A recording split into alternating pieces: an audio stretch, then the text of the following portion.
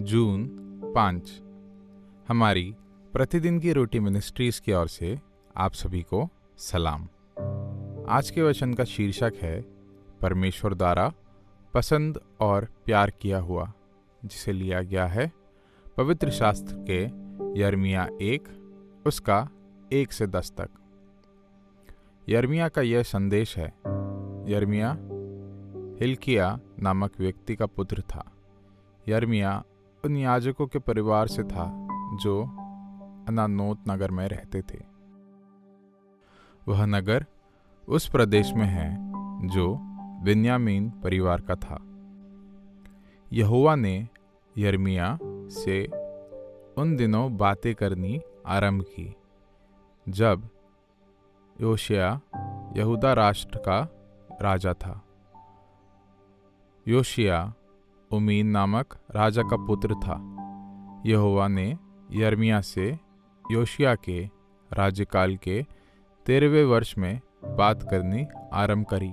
यहोवा यिर्मयाह से उस समय बातें करता था जब यहोयाकीम यहूदा का राजा था।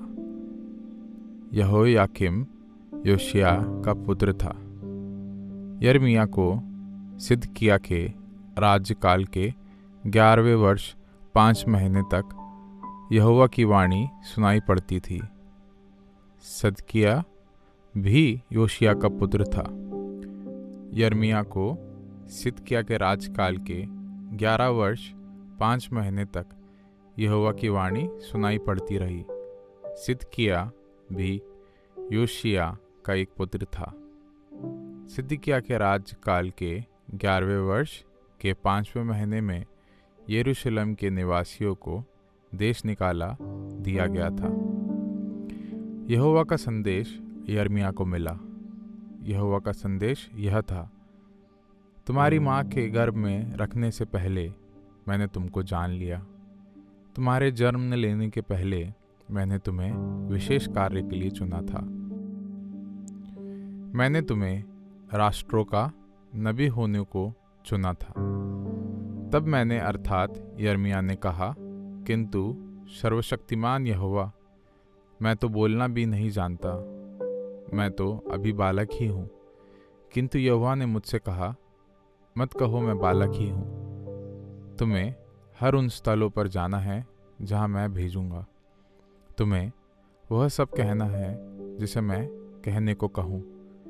किसी से मत डरो, मैं तुम्हारे साथ हूँ और मैं तुम्हारी रक्षा करूँगा।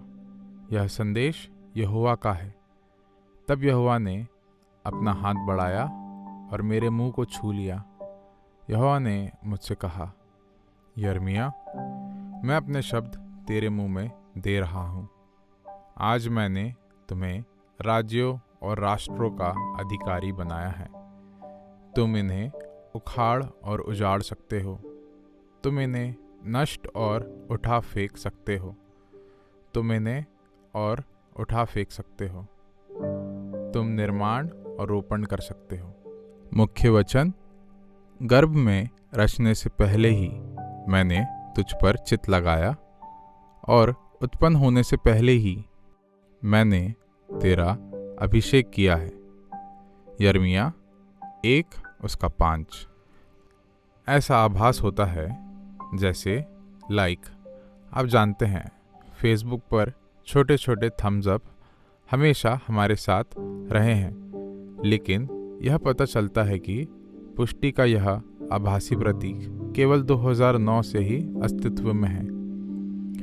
लाइक का डिज़ाइन बनाने वाला जस्टिन रॉस्टिन ने कहा कि वह एक ऐसा संसार बनाने में सहायता करना चाहता है जिसमें लोग एक दूसरे को नीचा दिखाने के बजाय एक दूसरे की उन्नति करें।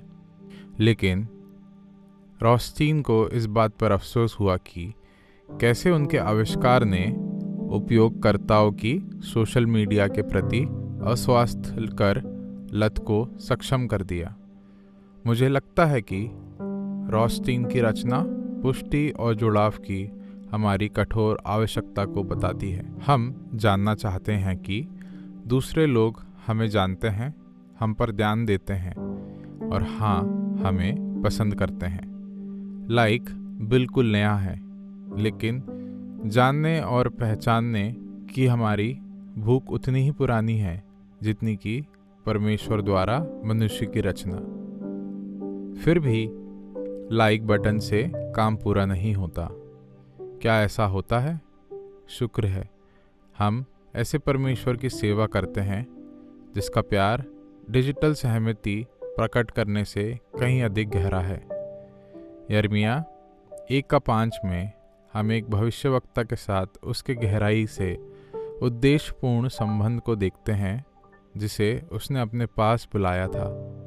गर्भ में रचना से पहले ही मैंने तुझ पर चित्त लगाया और उत्पन्न होने से पहले ही मैंने तेरा अभिषेक किया। परमेश्वर भविष्यवक्ता को उसकी माँ के गर्भ में आने से पहले ही जानता था और उन्हें अर्थ और मिशन के जीवन के लिए बताया था, और वह हमें भी एक उद्देश्यपूर्ण जीवन के लिए आमंत्रित करता है, क्योंकि हम हमें करीब से जानने वाले, प्यार करने वाले और पसंद करने वाले पिता को जानते हैं।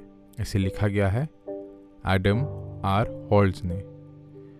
परमेश्वर को गहराई से जानने से दूसरों के साथ आपके संबंध पर क्या प्रभाव पड़ता है? उद्देश्य के साथ जीने से शांति कैसे मिल सकती है? आइए हम प्रार्थना करें।